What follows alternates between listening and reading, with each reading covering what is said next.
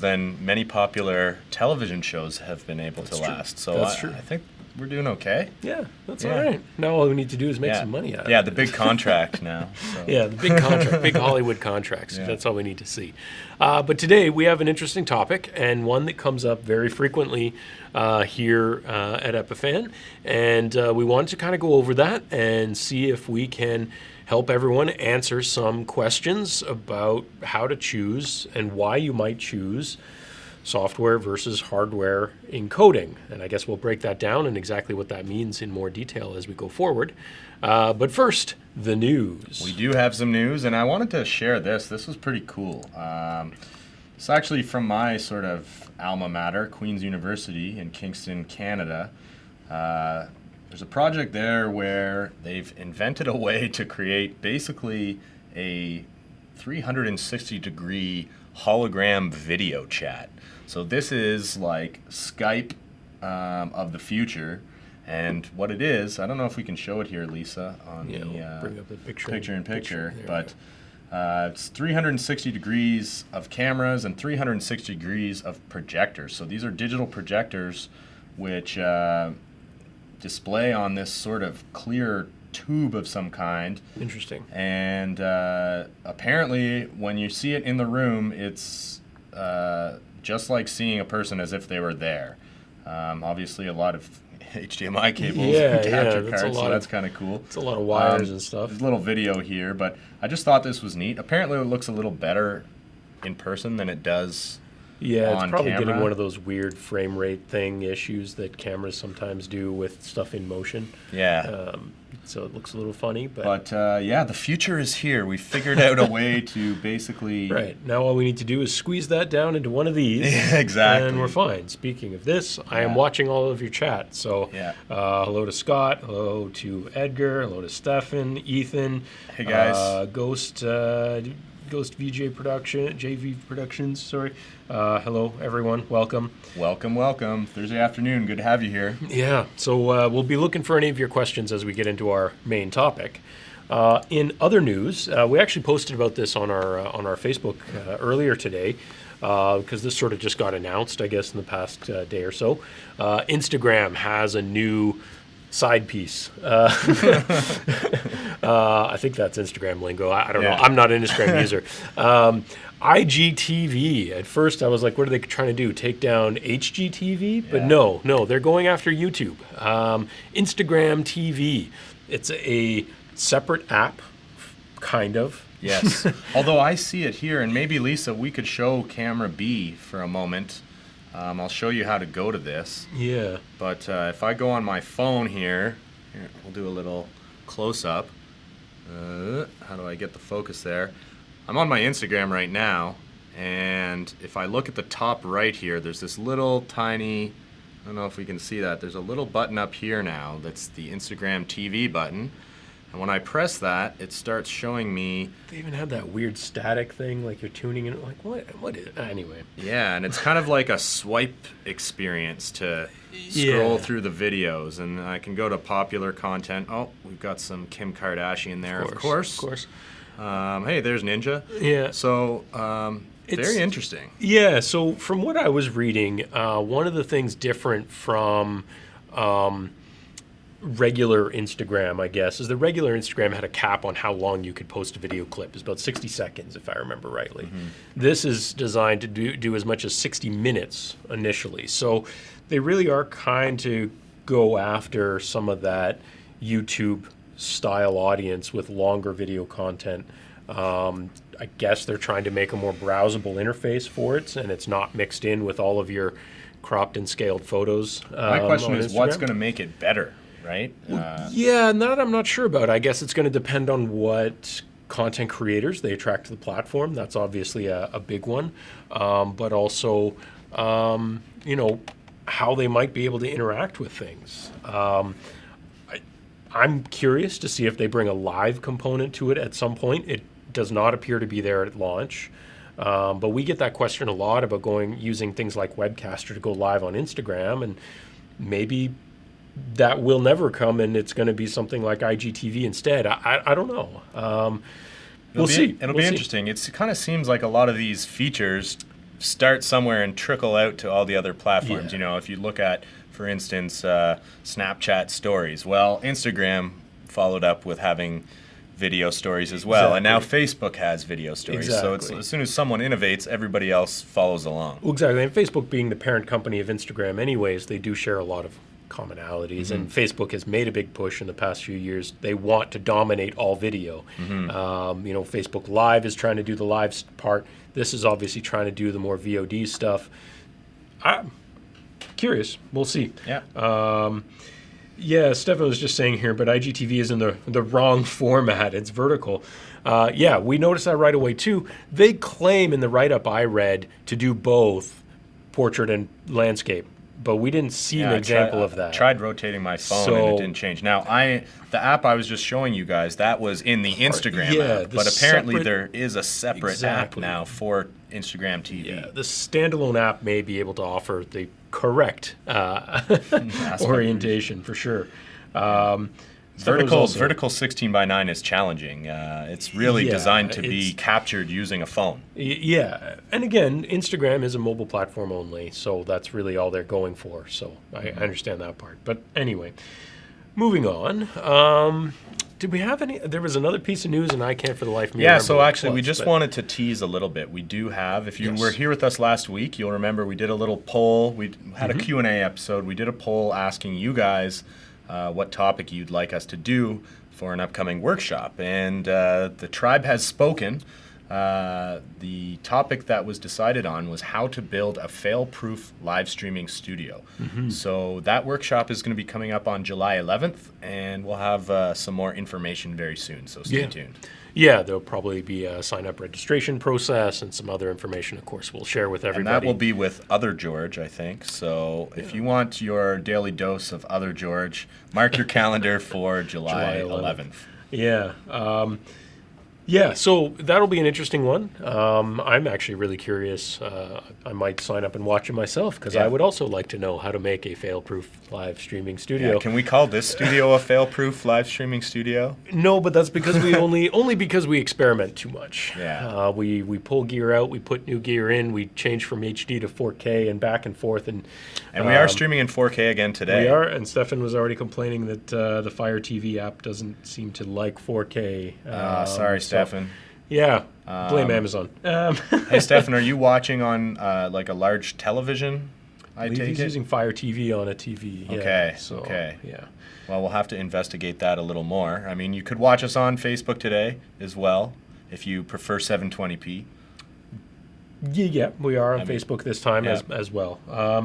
We are getting a few questions here, so maybe I'll look at a couple of those before we jump into our main topic. Let's do it. Let's see here.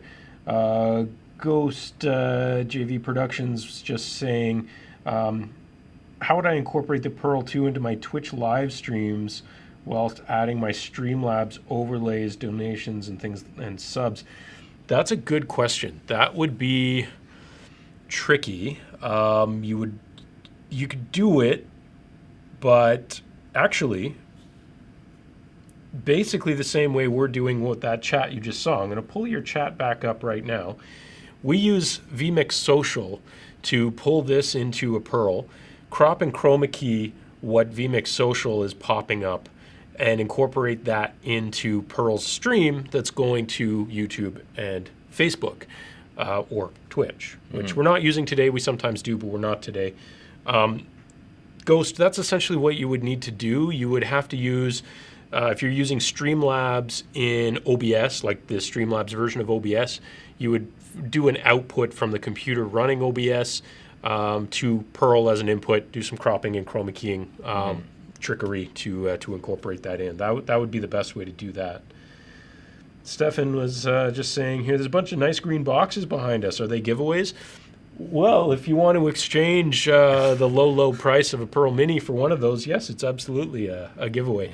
And maybe that's another piece of note. Pearl Mini is shipping. Those are some boxes that we got samples of. A couple of them got, no Pearl Minis are in those boxes. They're empty boxes, but they were a couple ones that got dinged up in our sample shipment. But real Pearl Minis in real boxes are going out literally as we speak. Right over here, actually. The team has been doing some final checks and sending those out. So Yeah. very exciting to sort of see that come to fruition. Yeah. Another question here, Fareed was asking if we're using a new camera, it looks nice. We're not. We're using the same Sony A6300 that we often use. It might just be that it's in glorious 4K. Yeah, I think the 4K really does make a difference. Yeah. There's a good question here that I think probably plays a role into what we're going to get to in a second, so I might save it. Okay. MkII is asking, and I think this plays exactly into something we're going to talk about, so I might save that one. Stephen just saying, workshop topic is great. We hope so, yeah. Yeah, and then Ghost just saying thanks. So, I think, and I'm going to actually use MkI's piece here. I'm planning on using an AVIO HD and an AVIO 4K, both capturing a 1080/60 into his 2012 15-inch MacBook Pro using OBS. Would that be bad for my MacBook? I don't remember if the 2012s had USB 3. If they did not, right away, yes, it's bad. If they're the newer ones and they have USB 3, when they fully integrated the Intel USB 3 host controllers, shouldn't be an issue-ish. And the ish is really our main topic today. Yeah, I mean, we'll give you some insight here today, MkII. We do have a demo happening here on the table, which is why we've got all the extra gear. We're going to get to that, but first, I just wanted to point out that this kind of episode was kind of inspired by a blog post a couple weeks back. So check out the Epiphan blog, and we've got it here. And the blog topic was video streaming, hardware and software. Which one is right for me? Lisa's telling me that I don't have. You've disconnected. I've disconnected my but it's browser. It's on our blog. So check out the Epiphan blog. But /blog. yeah. So the question is, we've got streaming software: vMix, OBS, Wirecast, XSplit. Yeah. We've got all these choices. For those software, of course, you need a computer to be running them. And then you have the complete opposite end of the spectrum. You've got a purpose-built hardware appliance like this Pearl 2.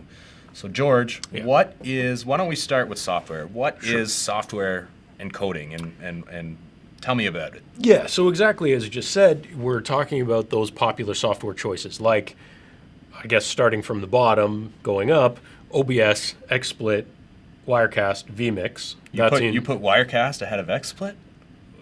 Did I? Okay. Well, I mean, we did a whole other episode on those pros and cons of each of those. Usually it comes down to a matter of cost, in which case OBS is the winner as it's free, and that's the one we're going to be looking at in the demo. But in any of those cases, we're talking about loading a piece of software on a computer. In our case, we're using this Dell laptop, and that computer is doing all the hard work. It's doing the encoding, whether that's the CPU or in some cases the GPU in that laptop, depending on the laptop or desktop or whatever that you have. It's doing all the heavy lifting to encode your content into typically H.264 and pushing that live stream out to wherever. Those capabilities change as the software changes and so on. But the general idea is it's an app on your computer doing the work. Now, depending on the type of content you're trying to stream, then other additional components start to come into play. And coming back to those questions about running, two AVIO devices on a MacBook, that's some of those other pieces that you often need when you're using software encoding. And the reason for that is, and this question comes up a lot in our support department, we often get the question, why would I need an AVIO, or any other capture card for that matter, when my laptop has HDMI built into it? Well, the HDMI in your laptop is not an input, it's an output. HDMI is not bidirectional. I've never seen a laptop with there are no computers that natively come with built-in capture cards because it's a niche use case. It is not something that grandma's going to buy. It's not something that the average person is going to use. So they're always an extra piece. AVIO is one example, and a great example of those extra pieces is a capture card that you would need in order to either bring in an external piece of content, whether that's your Xbox for game content, or your super high quality Sony A6300 4K camera that you want to use for a live stream, or a Canon C100 that you want to use for your live stream. So, and if you want to bring in multiple of those pieces, as MkII seems to suggest he's doing, he's going to bring in probably a camera and maybe another piece of gear, maybe a specialized piece of equipment, then you're going to need more than one of these. Right. You need one capture card per input. There are some devices out there that have multiple inputs, but there are pros and cons to that as well. And I don't think we want to go super deep into that side of things. But in general, if we're talking about one capture card per video source, then you're talking about a lot of wires, a lot of bits hanging off of a laptop. A lot of HDMI ports being, or sorry, a lot of USB ports being populated. So it can get clunky pretty quickly, but it also can potentially add a lot of failure points. You have a lot of cables. So there's a lot going on. There's just a lot of moving pieces. I was watching a little bit of video from the E3 Expo in LA last week. It's the big sort of gaming conference where all the big gaming publishers show what's coming out. And it was one of these big 60-foot displays, and they were showing video of, whatever trailer of or gameplay demo of one of the new games coming out. And all of a sudden, screen went to blue, and the dreaded Windows Update icon started spinning around in the middle, and everybody started laughing because it was hilarious. But and that is yet another one of the risks when you're relying on a computer, whether that's a Windows computer or a Mac system, it's whatever, to each their own. But that is yet another risk, is that you're dealing with other side issues apart from your live stream with that computer. Now, is that to say that software encoding is bad? No. I don't think there's a right or wrong answer here personally, because sometimes it can just come down to using what you got, run with what you brung kind of thing. And you can do a lot in some of the software packages we just mentioned. They can do things like chroma keying. They can do cool transitions. You can mix different things together. Sports scores. And a great example, and again, because this question comes up a lot in our support department, if all you want to do is use the built-in webcam on your laptop and do something with content that's already on that same laptop, then you don't need anything else. You just need to install OBS and boom, you're done. Yeah. I mean, once you figure out how to use it, but that's a separate piece. But when you start needing to bring in cameras or bring in external video sources, things get more complicated. It's still not a bad thing. It's still a great thing to do, and certainly using things like AVIO give you great options to bring in high quality content.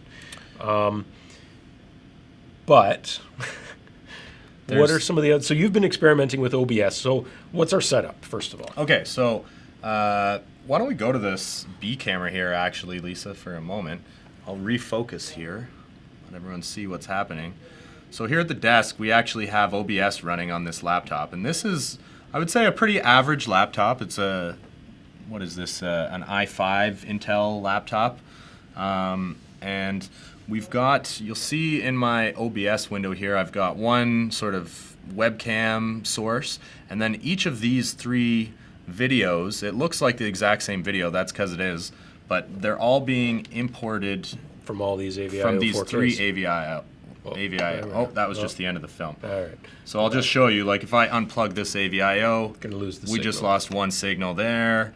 It should come right back. There's our other signal. So we've got three signals coming in, and I wanted to see, is it possible to have three capture cards running at the same time on this computer? And I mean, it is. It's working. It looks like it's working at least, but in my testing, it doesn't really work as well as I would have hoped. No, and so there's a couple of things to that from a technical point of view. One is USB is great and is flexible and easy to use as a connective standard goes.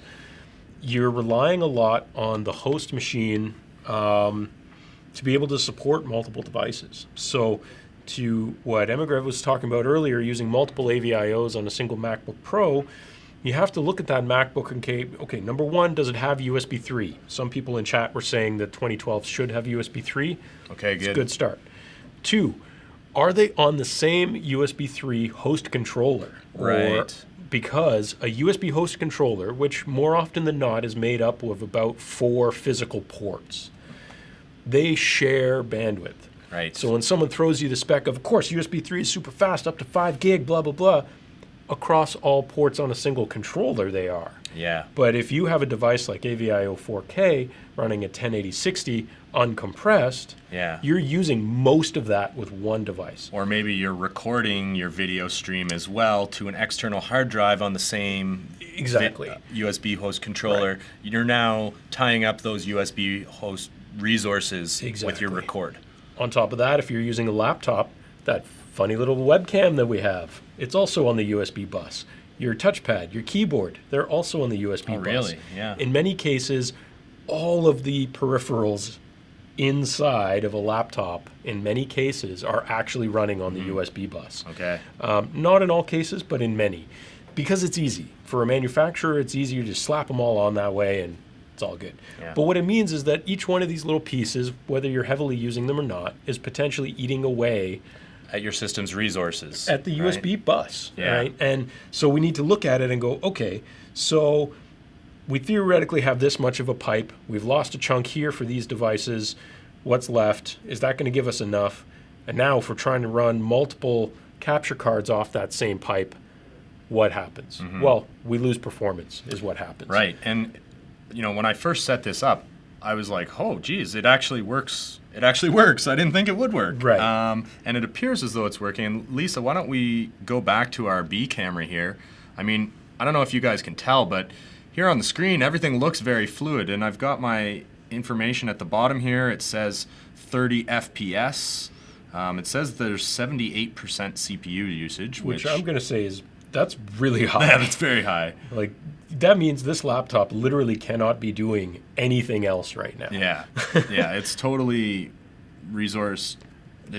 All resources are being used for this. Yeah. But 28 frames per second, it looks fluid. So I was thinking, you know, this seemingly we're capable of bringing in 3 sources. Then, however, I started the stream. And once I started the stream, I was a little less optimistic. So what I'm going to do... Right away, OBS pops up with encoding overloaded, considering turning things down. And it kind of, starts to go down. So I'm going to paste, actually, we're streaming right now. So I'm going to paste the stream link into chat so everyone can take a look for yourselves. Oh, it's not... Oh, I can't put a URL in chat, right? No. So you know what? I'll show you on my phone. So you know everything appears fluid in my OBS, and I'll give it a minute here for the stream to catch up. But once I actually look at this on the device, and just you might have to refocus. Almost caught up here, and I'll refocus this camera. If you compare here, you're gonna see that it's looking very choppy on the stream. So. I think we're about to see a little bit of an action scene here. And you can see it's almost like watching a slideshow. It's like, I don't even know if we're getting it's 10 frames a second here. Our actual output and what eventually is getting to YouTube in this case, it's struggling really bad. OBS is now reporting that we've dropped nearly 4% of frames. Yeah, so if you look at the comparison from what I'm seeing on my screen with the software, looking fluid, looking nice and beautiful, but if you actually look at the encoded stream using software, it's choppy as heck. It's unwatchable, unfortunately. Yeah. So and that purely is the fact that this laptop is working so hard and it's overloaded and it just simply can't keep up. Yeah.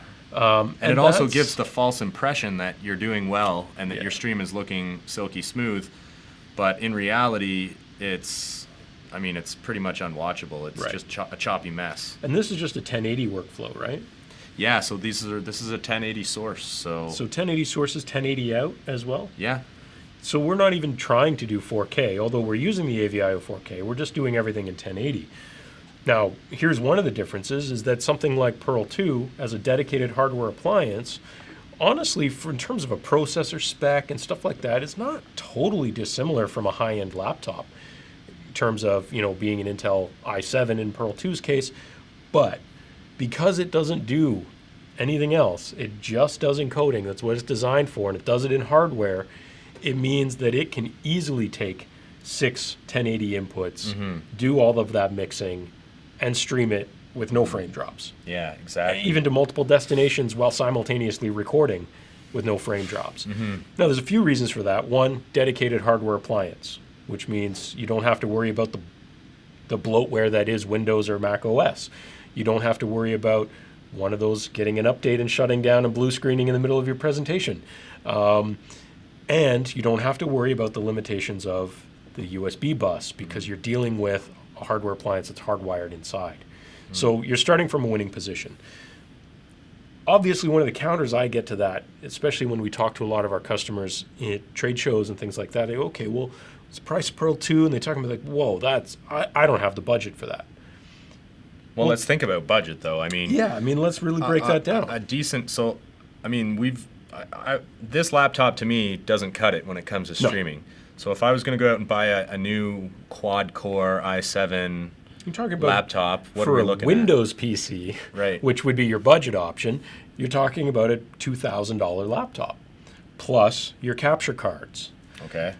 At however much they are each. So maybe we're getting close to $3,000 now, somewhere close to. Maybe a little over, maybe as high as $3,500. And then your streaming software, I mean, you could get the free OBS. Is free, but if you want something super professional like vMix, that's $1,000 at least.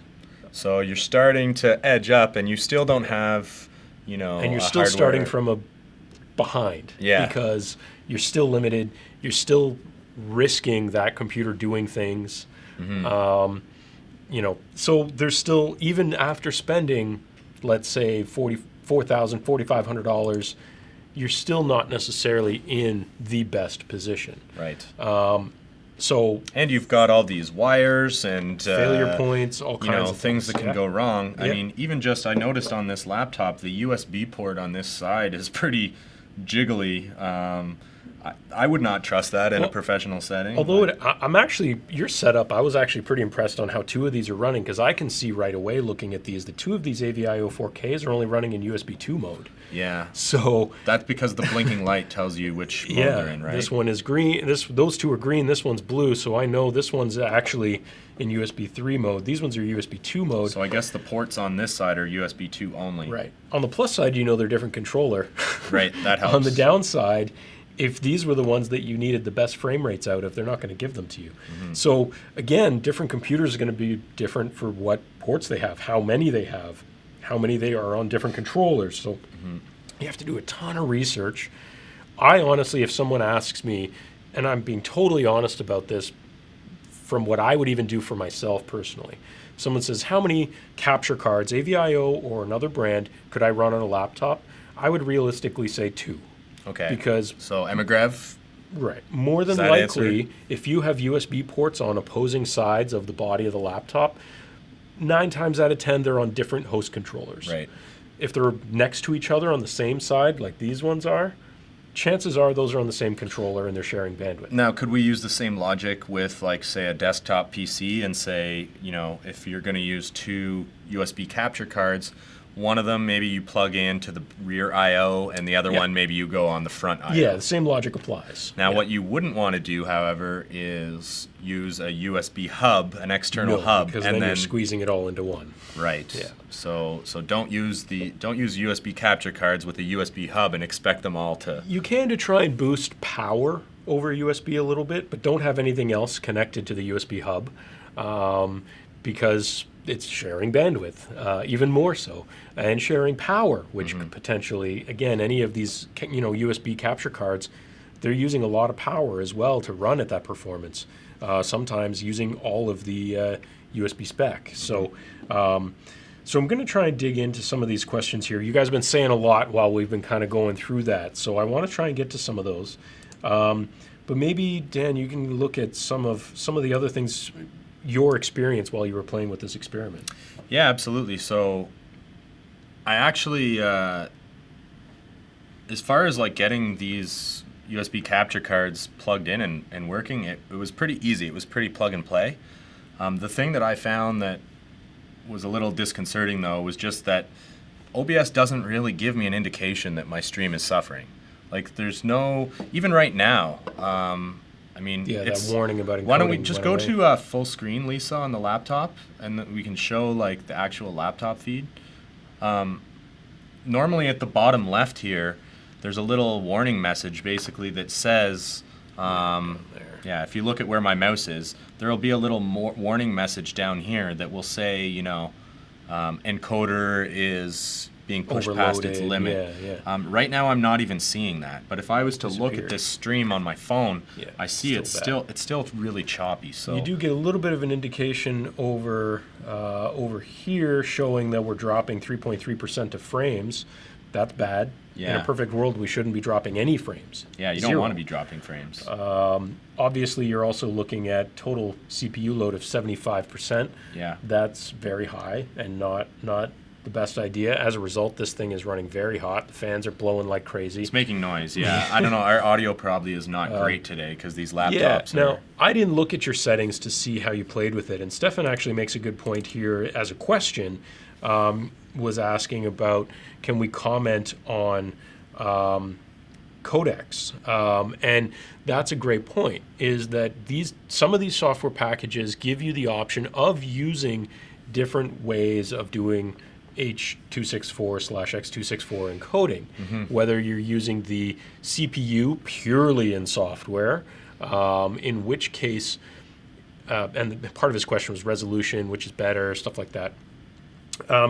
In X264, it's essentially the software way of doing it. Your CPU is doing all of the work. You're going to have at minimum an i7, minimum. And you're also looking at maybe some strange performance things with higher resolutions. You might need to use higher bit rates in order for it to look as good in X264, which that relates to bandwidth with your bit rate. When you look at hardware encoding, whether that's Intel QuickSync, which uses the Intel GPU to do it, NVIDIA's GPU, AMD's GPU way of doing it, they're all basically the same, really. But you're using the GPU to do that encoding instead of the CPU. So at least you're spreading the you're offloading a lot of the work onto your GPU. Onto the GPU. That is 100%. If you're going to use a computer and any of these software packages, if you can do that, that is 100% going to be the best way to do it. I could even show where you do that here in OBS.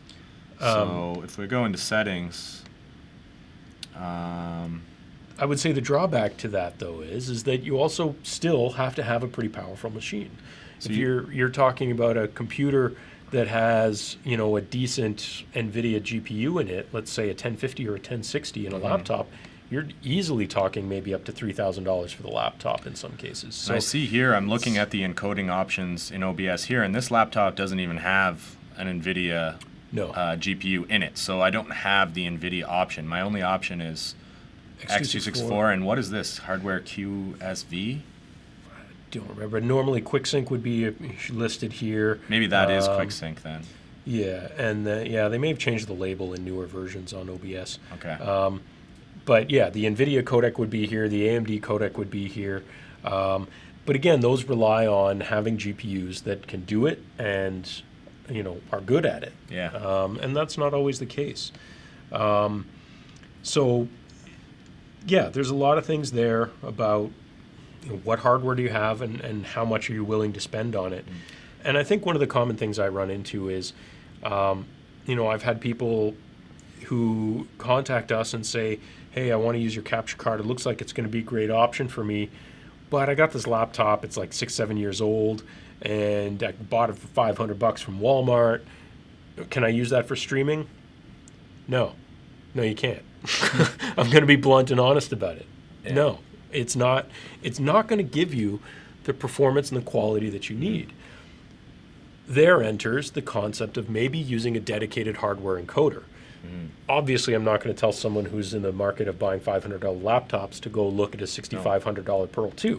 No, but something like a Webcaster X2. Right. But a $300 Webcaster X2 is a great entry level to a hardware encoder so that you don't have to worry about a laptop upgrade, buying $2,000 laptops and $500 capture cards and all that other kind of stuff. provided it fits your workflow, and obviously there's variations to that. Going in through here, there's a few other comments in here about, you could use NDI, blah, blah, blah. Yeah, I mean, there's other ways of bringing things in, but really, if you can afford NDI cameras, I don't think you're too worried about the cost of other things either. Ghost was also asking, can't remember if Pearl 2 streams in 4K 60 or 4K 30. It's 30. Let's see, what was the other one here? Gabriel was asking, he's looking for hardware solution to live stream pre-recorded videos 24/7 without any computer.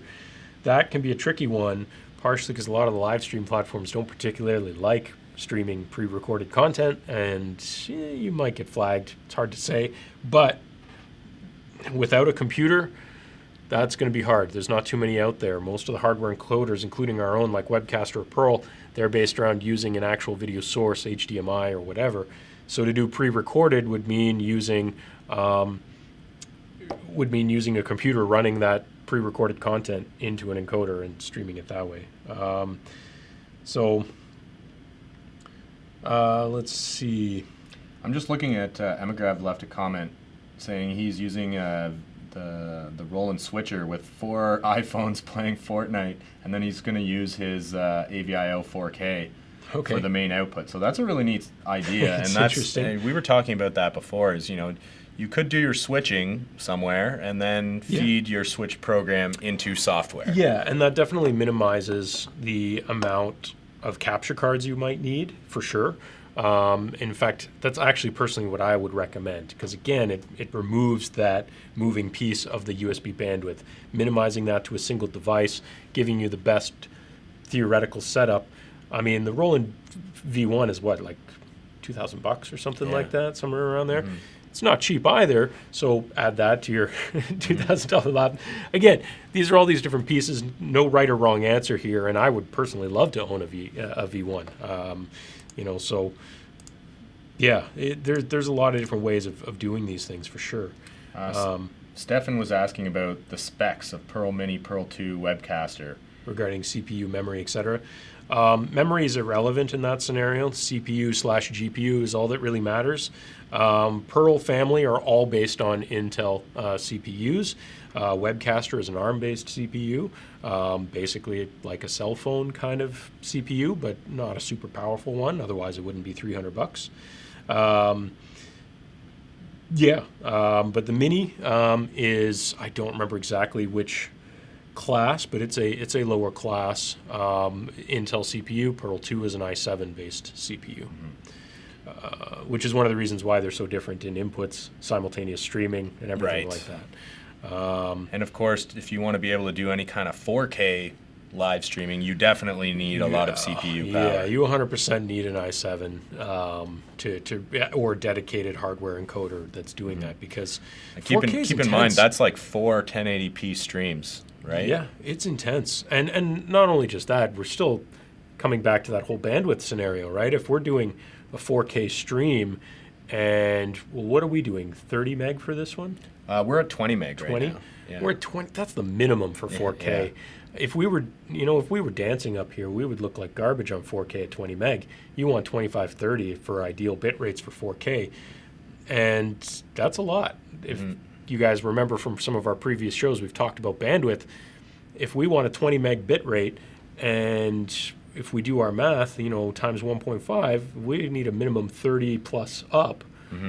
Ooh, that's expensive. Yeah. So there's a lot of different ways of doing it.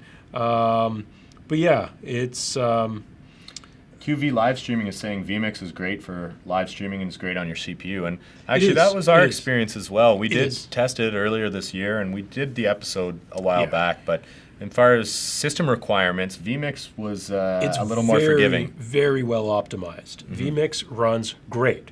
The downside, and it is extremely powerful. Our conclusion on the downside was vMix cost in comparison to the competition, like an XSplit, Wirecast, or certainly OBS. OBS is definitely not as well optimized. There is no question that OBS It's nowhere near optimized. It's an open source project, so you can't really be surprised. But it's free, so... Didn't we also say that Wirecast was a little more... That was Wirecast 8. Yeah. I have not tried Wirecast 9 yet. They just came out with Wirecast 9. I've heard it's improved, but Wirecast 8 I found ran like absolute trash. Okay.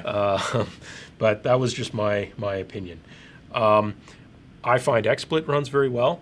And caveat to that, if you do want something free, I find that the Streamlabs modified version of OBS is much better optimized. It is it? Yeah, I find it drops, in some cases, as much as 20% off the CPU. Now with Streamlabs OBS version, it's actually it's standalone, separate version You download it from them. They've already pre-built it with a bunch of their plugins. Streamlabs is a service that can help a lot of the Twitch guys bring in donations, subscribers, and all these other plugins to do fast, easy overlays. Right. So it is a very targeted thing, but you can use it your own way as well, because it's still based on OBS, which is open source, so it still has to be free. Gotcha. But yes, they've modified it. You can pay Streamlabs an additional service fee if you want to bring in a few things. Malk, you're saying isn't vMix Basic just $60? Yeah, Basic doesn't really include anything cool though.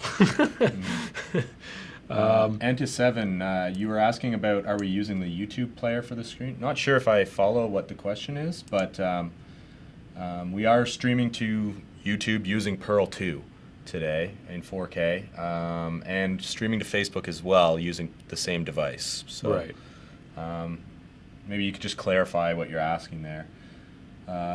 Ghost JV Productions, what bitrate do you guys recommend for 1080-60 with fast-moving, high-detail content? 1080-60, minimum 12 to 13 megabit, probably the upper end of that, maybe as high as 15 for intense stuff. Basically, take what you would do for a 30 frame and double it. Yeah, right? Basically.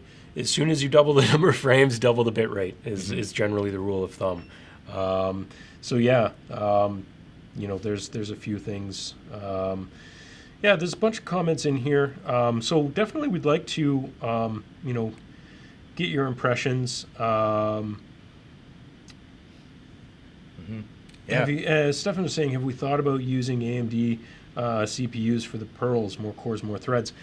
It's not, again, when we're talking about hardware encoding, more cores doesn't always help. It's the GPU that matters the most. And QuickSync, for which is what Intel uses when you're using like OBS and stuff like that as a hardware encoder, QuickSync works very well.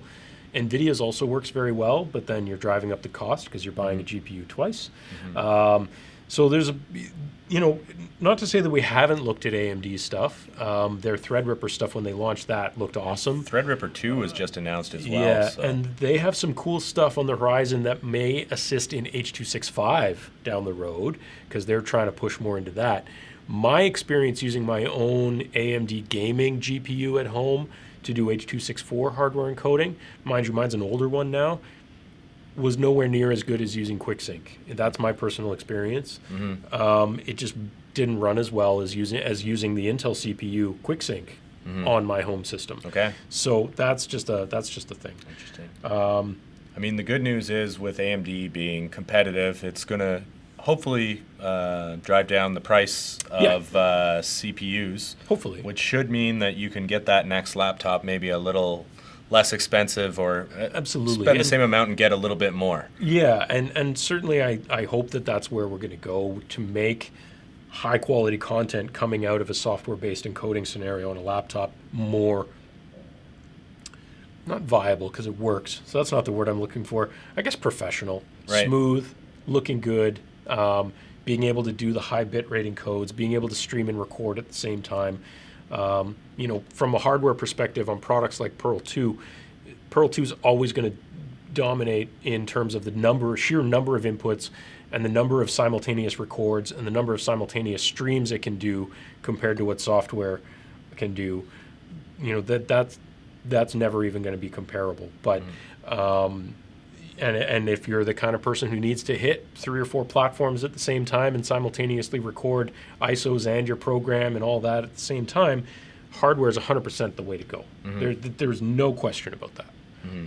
The other thing is, if you want to be able, if you're a professional who's maybe working with a crew and other people, you can't always explain, the idiosyncrasies of your laptop to everyone else. A tech coming in there, he's looking at something, he gets a virus on your machine, the live stream goes down. What's the password? Yeah, you got to share your personal passwords. We run into that all the time. We use, my machine or Dan's machine to do some stuff, and we're like, "What's the password?" "Oh, I can't tell you. You're gonna come over." "Oh, okay, we're gonna." I trust you with my password, though, George. It's mostly the other George who doesn't trust any of us. Other George, he doesn't know. No deal. But again, that's always a security concern, right? So you got to be conscious of that. So a lot of good questions there, guys. Really appreciate that. I hope this was informative. We're at the 45-minute mark. So I think we should probably wrap this up. One interesting comment just coming in from Carol TV. LiveShell X enables you to stream live video and audio without a PC, supporting H.265 and H.264. That's interesting. We'll have to look that up. Also, multicasting simultaneous streams. So we'll have to look up LiveShell X. Yeah, we could definitely take a look at that. I guess one of the things we didn't mention in here is there is a whole other classification of software that is shifting things a little bit. Our friends at Lightstream, golightstream.com, they do basically what all these other applications do in a more simplistic way in a browser. And that semi-offloads a little bit, but not a lot. So that's some other interesting technology, is that how much of this is going to start to move towards the cloud. Right. And maybe leveraging cloud power, compute power to do the encode. Is that potentially going to add latency? We'll see. Who knows? I mean, that's the future. I think that eventually there's going to be a lot more of that kind of technology coming into play, as really our advancements, in our lifetime, the advancements we've seen in personal computing is massive up until about the past 10 years. Yeah, it's kind of gotten boring. It's slowed down. It's kind of gotten boring. I think that's where specialized pieces, cloud services, and those other pieces really are going to start to change the game. I just thought I'd also show, this has a smaller footprint than the laptop does, which is kind of surprising, when you think about it. So it's nice to have it all compact in one sort of. And I wish I had a mini here, but when you compare it with all of this. Well, the funny thing is, we had these 3 inputs onto this. We just ran some testing and we're updating some information that we could do these same 3 inputs on a Pearl Mini, and basically do exactly what we were doing, no sweat. Yeah. From a Mini. So Stefan's saying, I understand Pearl's great. What about some poor amateur guys who do it for money? Whew, dude, that's tough. You have to look at that and say, how much can you realistically justify for a hobby, right? At some point, do you try and make a jump to do it semi-professionally? If you look at, if you're producing the right content, you can monetize it. Let's be honest. And if you can monetize it, you can flip that money back into investing in your gear to hopefully bring everything up to another level. That's what I would say. Yeah, at least Pearl Mini is half the cost of Pearl 2, so it's a little more within reach. It's about the cost of a MacBook Pro. If you're willing to invest in a quality camera, maybe you'd be willing to invest in a professional live streaming. Yeah. If you're in the market to go out and buy a brand new MacBook Pro to run this on, a Mini's about the same price. So, what I always think of whenever and there's a couple times I've made big purchases, whether it's a camera or a new editing PC, and some of the bigger purchases I've made for production. And the way I always look at it is, how many gigs do I have to land before this has paid for itself? And when it comes to live streaming and cameras, something like a Pearl Mini, if you get out there and do 3 or 4 jobs professionally as a professional live stream, you might have paid for that device. Yeah. So just something to keep in mind is that even when you are investing, is to look at ways that you can turn that hobby into sort of some professional work as well. Well, even taking some of the guys who stream gaming content on Twitch, right?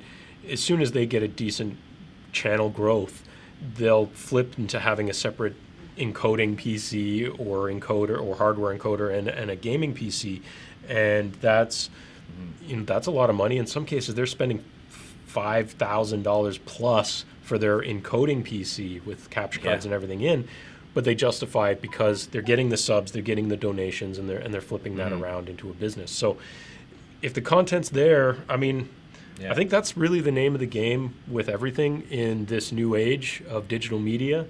If the content is there, hopefully the audience follows. If the audience follows, it's pretty easy to justify some money expenditures pretty quickly. So I think we'll call it there. Yeah, we should probably wrap this up for this week. Thanks everybody for watching. We had a great audience today. You guys were awesome. Yeah, lots of comments, lots of good stuff. So do make sure, check in on the Epiphan forums. It's the easiest forum sign up I've ever done. So if you're not signed up there yet, go ahead and do it. And start a thread, start a topic. George is in there all the time. Adam and Matthew and myself, we're always in the forums. So we'll see you guys there. And I guess next week we'll be back here on Thursday again with a fresh topic. We're going to have some guests in the office next week, so we might try to get them involved. We'll see what happens. There might be a new face at the desk next week. Yeah, we'll see. And I guess until then, we'll wish you guys well and say so long. So I'm Dan. I'm George. And see you guys later. Thanks. Bye.